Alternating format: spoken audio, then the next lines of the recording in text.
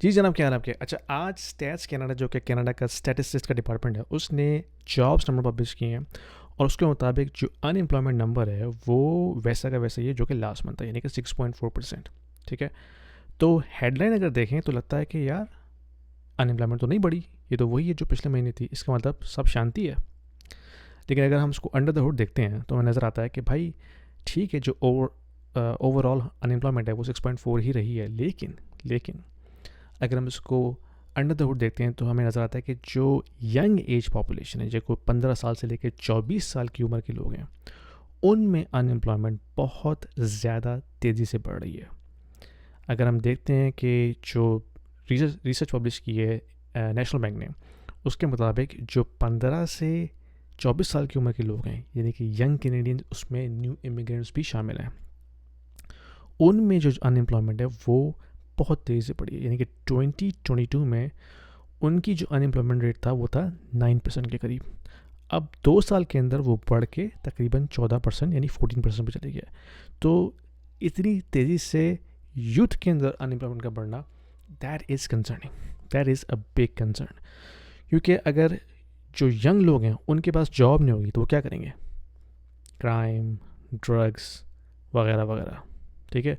तो overall society के हिसाब से ये एक बहुत अलार्मिंग सिचुएशन है। इसके अलावा जो ओवरऑल जॉब की सिचुएशन है वो भी काफ़ी बिगड़ती हुई नज़र आ रही है, क्योंकि अगर हम देखें कि जो एक्सपेक्टेशन थी जुलाई के महीने में वो थी 25,000 न्यू जॉब्स, 25,000 न्यू जॉब्स आए। आई कितनी है? -3,000 जॉब्स। यानी कि हमने स्लैश किए हैं जॉब्स ऐड करने के बजाय, 3,000 जॉब्स। और उसमें जो सबसे ज़्यादा जॉब्स ऐड हुई भी हैं वो हुई है पब्लिक सेक्टर में, गवर्नमेंट जॉब्स। ठीक है। अगर हम देखते हैं कि जो डाइवर्जन है पब्लिक और प्राइवेट सेक्टर की, वो वाइड से वाइड होती चली आ रही है। यानी कि प्राइवेट सेक्टर है वो बेचारा श्रिंक हो रहा है, और पब्लिक सेक्टर यानी कि गवर्नमेंट जॉब्स वो बढ़ती चली जा रही हैं। ठीक है। और ये जो डाइवर्जन है दोनों के दरमियान, ये पिछले 10 साल में बहुत ज़्यादा बढ़ी है। तो इसमें अलार्मिंग सिचुएशन क्या है? इसमें अलार्मिंग सिचुएशन ये है कि भाई इकॉनमी जो ग्रो करती है ना, वो करती है private sector, private companies, private businesses. वो न्यू जॉब्स क्रिएट करते हैं, वो प्रोडक्टिविटी पैदा करते हैं, वो इकॉनमी में एक्टिविटी पैदा करते हैं, और वो आगे जीडीपी को लेके चलते हैं। ठीक है। जो गवर्नमेंट ऑर्गेनाइजेशन हैं वो ज़्यादातर सर्विस बेस्ड ऑर्गेनाइजेशन होती हैं, वो बेसिकली कंज्यूम करते हैं ज़्यादातर रिसोर्सेज बजाय कि वो प्रोड्यूस करें। तो गवर्नमेंट जो जॉब्स हैं वो तो एक तरह से ड्रैग हैं इकॉनमी के ऊपर।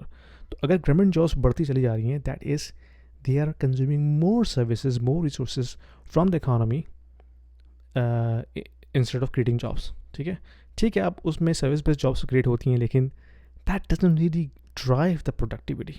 Okay, that doesn't really drive the goods production. तो अगर हम रिसेशन में हैं या हम रिसेशन में जा रहे हैं, तो हमारे रिसेशन से बाहर निकलने का सिर्फ एक तरीका है कि प्राइवेट सेक्टर ग्रो करे। प्राइवेट सेक्टर ग्रो करेगा तो उसमें एक्टिविटी होगी, उसमें इकॉनमी ग्रो करेगी, प्रोडक्टिविटी बढ़ेगी, लोगों की सैलरीज बढ़ेंगी, लोगों को जॉब्स मिलेंगी। अगर गवर्नमेंट ही बढ़ती चली जाएगी, that is going to be a disaster for Canada. ठीक है। अलार्मिंग सिचुएशन है मेरे लिए भी, आपके लिए भी, क्योंकि हमारे बच्चों ने यहाँ इसी सोसाइटी में बड़ा होना है, तो इन्होंने इसी सोसाइटी में जाके कारोबार करने हैं, जॉब करनी है, जो भी करना है। तो that is not a good sign. Anyway, आप मुझे बताइए कि आपको क्या लगता है कि क्या होने वाला है? आप अपनी जो फाइनेंशियल एसेट्स हैं उनको कैसे प्रोटेक्ट कर रहे हैं? और अगर आपको कोई हेल्प चाहिए फाइनेंशियल प्लानिंग के हवाले से, बच्चों की एजुकेशन की प्लानिंग के हवाले से, या जनरल इन्वेस्टिंग के हवाले से, तो आप मुझे कांटेक्ट कर सकते हैं। मेरे पास एक एक्सपर्ट टीम है फाइनेंशियल एडवाइज़र की, जो कि आपको ऑनेस्ट एडवाइस करेंगे फ्री ऑफ चार्ज। और फिर आपकी मर्ज़ी है, आप उनके साथ काम करें ना करें, that's up to you, but they can give you very honest advice.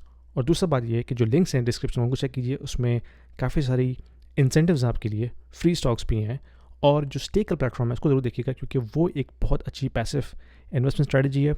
आप डाइवर्सिफाई कर सकते हैं नॉर्थ अमेरिका से निकल के अपने दुबई की रियल एस्टेट मार्केट में फ्रैक्शन ओनरशिप के ऊपर इन्वेस्टमेंट कर सकते हैं। तो चेक जरूर कीजिएगा, और पसंद आई वीडियो शेयर कीजिए, लाइक कीजिए, और मैं आपसे अपनी वीडियो में मिलता हूँ। Thank you.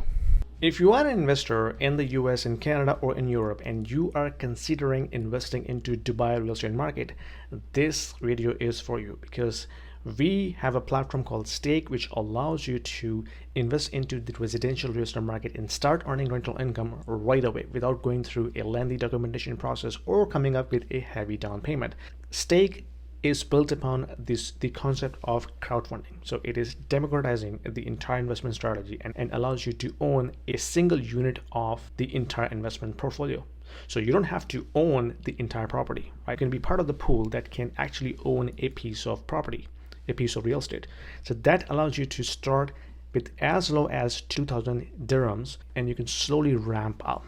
So as you start investing into it, you can not only own a bit of real estate, but you also get a portion of the rental income on monthly basis. So it's a passive investment strategy, diversifying your portfolio from traditional North American or European markets into Dubai, which is hustling and bustling and growing very fast, and allows you to build your wealth over time. So don't delay. There is a link down there in the description.